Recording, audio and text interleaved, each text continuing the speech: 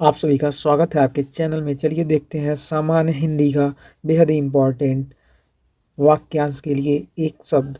जिस स्त्री के पति के पुत्र न हो उसे हम बोलते हैं पुरंदरी। क्रोध करने वाली स्त्री भामिनी कहलाती है। जिसमें अपार जलराशि हो महोदधि। दोपहर का सूर्य कहलाता है मार्तांड। शीत ऋतु की वर्षा महावट। यज्ञों की रक्षा करने वाला मखत्रादा। मखत्राता जो पुष्प पूर्ण रूप से विकसित न हुआ हो उसे कहते हैं मुकुल। मारने के लिए की गई विनती मनुहार। एक साथ दो संतानों का जन्म यमल या यमला कहलाता है। जिसे देखकर रोंगटे खड़े हो जाए उसे कहते हैं लोमहर्षक। वह काव्य नाटक जिसका अभिनय किया जाए वह कहलाता है रूपक। वह पदार्थ जो चाटकर खाने योग्य हो कहलाता है लेह्य। भाषण देने में चतुर कहलाता है वाग्मी।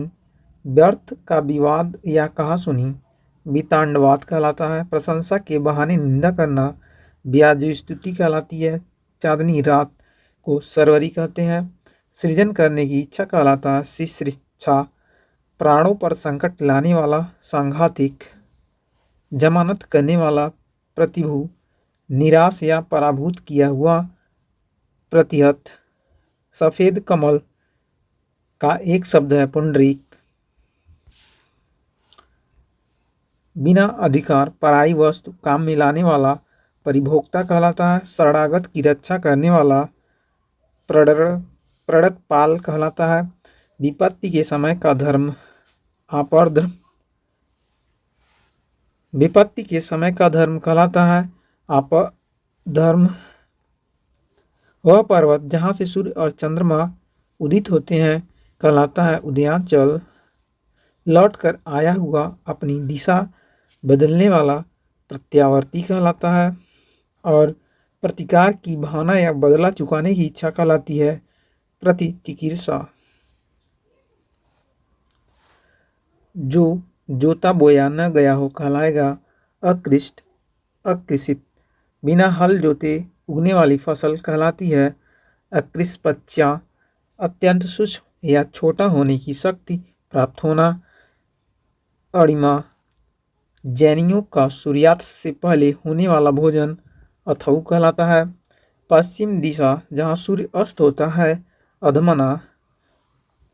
आदेश जो एक निश्चित अवधि तक ही लागू हो अध्यादेश। वह वस्तु जिस पर अधिकार जताया जाए अध्यर्थ। वह जिसने किसी से ऋण लिया हो कहलाता है अधर्मण। पढ़े लिखे गए पत्र का स्मरण करते हुए पत्र कहलाता है अनुस्मारक। बिना देख रेख का जानवर अनेर कहलाता है। जिसे बुलाया न गया हो अनाहुत कहलाएगा। जिसकी कीमत कम हो अनर्घ्य कहलाता है। जो वश में न हुआ हो अनायत कहलाएगा। वह भोजन जो रोगी के लिए निषिद्ध है अपथ्य। दूसरे के हित में जीवन त्याग देना आत्मोत्सर्ग कहलाता है। करने योग्य व न करने योग्य कर्म कृत्याकृत्य कहलाएगा। कान के नीचे लटकता हुआ कोमल भाग कर्णपाली कहलाता है। लाल कमल को हम बोलते हैं कोकनद।